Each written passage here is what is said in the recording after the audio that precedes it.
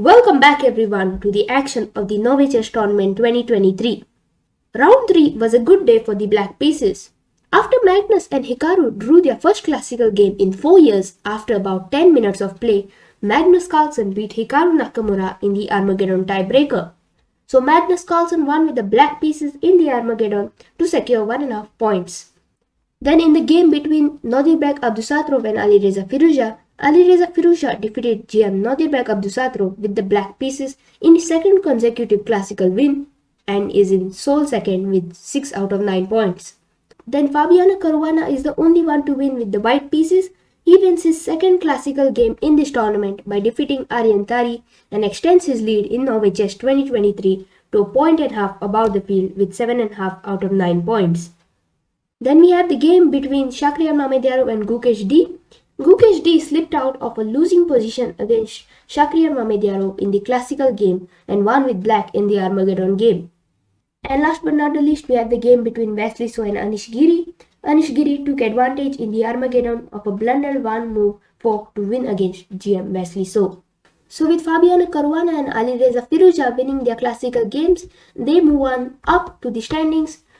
Fabiano Caruana, as I said, is in sole lead with 7.5 points and Alireza Firouzja is in sole second with 6 points.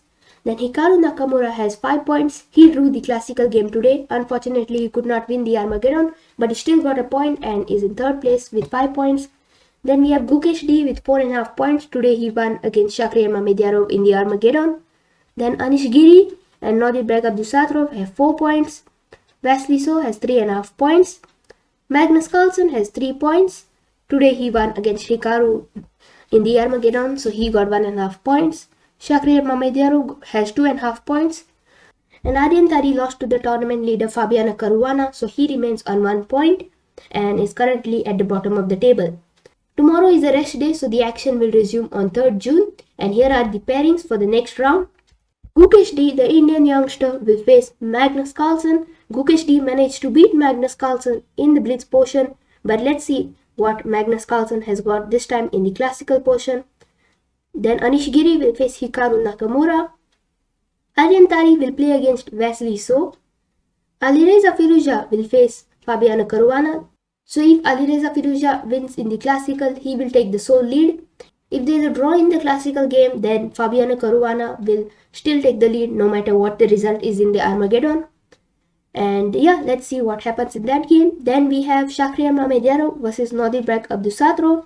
This will also be a very interesting and attacking game, so look forward to these interesting matchups. As I said, the action will resume on the 3rd of June and I'll keep you updated for all the rounds and the results for the rounds. Thank you so much for watching and I'll see you soon in my next video.